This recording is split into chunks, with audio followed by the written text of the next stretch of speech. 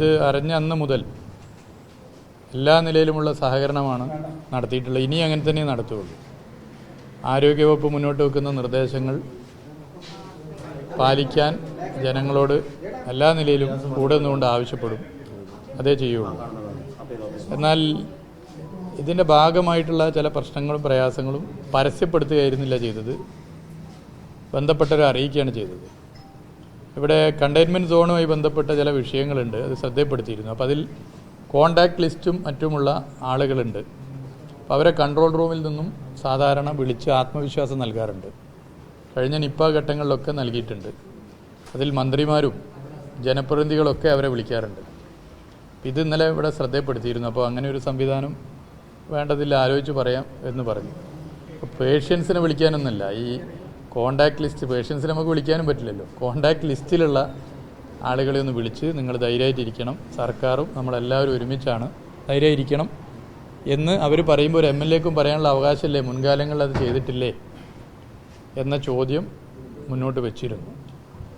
അപ്പോൾ ഈ നമ്പറൊക്കെ വേണമെങ്കിൽ നമുക്ക് MLA ഓഫീസിലിരുന്ന് വിളിക്കാവുന്നതാണ്. പക്ഷെ അങ്ങനെയല്ലല്ലോ, ഒരു സംവിധാനത്തിൻ്റെ ഭാഗമായുള്ളൊരു കൺട്രോൾ റൂമിൽ ഇരുന്ന് വിളിക്കുമ്പോൾ അവിടെ MLAക്ക് ഒരു ആളുകളോട് 2-3 ആളുകളോടൊന്ന് സംസാരിക്കാനോ അല്ല അവർ പറയുന്നത് കേൾക്കാനോ പാടില്ല എന്നുള്ളത് ശരിയാണോ എന്നുള്ളത് ചോദിച്ചിരുന്നു. അപ്പോൾ ഉദ്യോഗസ്ഥർ പറഞ്ഞു അത് മന്ത്രി ഓഫീസിൽ നിന്ന് പറഞ്ഞാണ്. ഞാൻ മന്ത്രിയെ ഇപ്പോൾ വിളിച്ചിരുന്നു. അപ്പോൾ മന്ത്രി ആലോചിച്ച് പറയാമെന്ന് പറഞ്ഞു.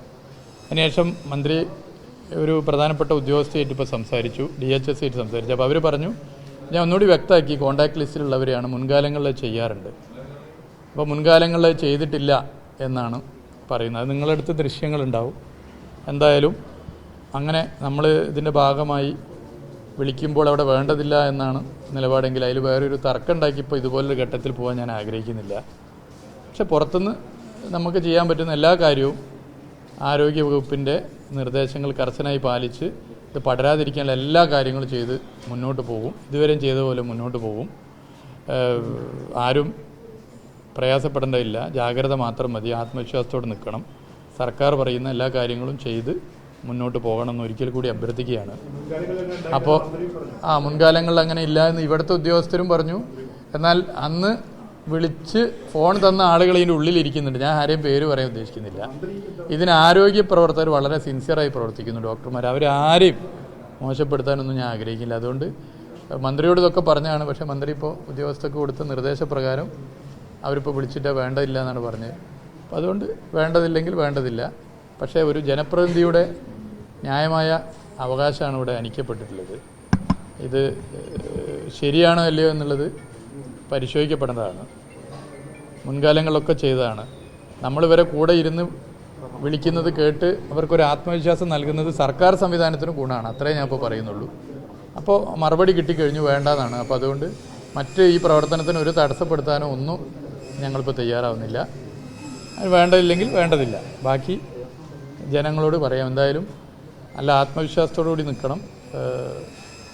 ആരോഗ്യവകുപ്പിൻ്റെ കർശന നിർദ്ദേശങ്ങൾ പാലിച്ച് മുന്നോട്ട് പോകേണ്ടത്. ഈ കണ്ടെയ്ൻമെന്റ് സോൺ ഇതുവരെയും പ്രഖ്യാപിച്ചിട്ടില്ല. ഈ ആവശ്യത്തെക്കുറിച്ച് എന്താണ് പറയുന്നത്? കണ്ടെയ്ൻമെന്റ് സോൺ പ്രഖ്യാപിക്കാത്തത് ശരിയല്ല. അത് പ്രഖ്യാപിക്കണമെന്ന് പറഞ്ഞിട്ടുണ്ട്, വീണ്ടും പറഞ്ഞിട്ടുണ്ട്. ഇന്നലെയും പറഞ്ഞു, ഇന്നും പറഞ്ഞിട്ടുണ്ട്. അത് ബന്ധപ്പെട്ടവരാണ് ചർച്ച ചെയ്യുന്നത്. ഓക്കെ.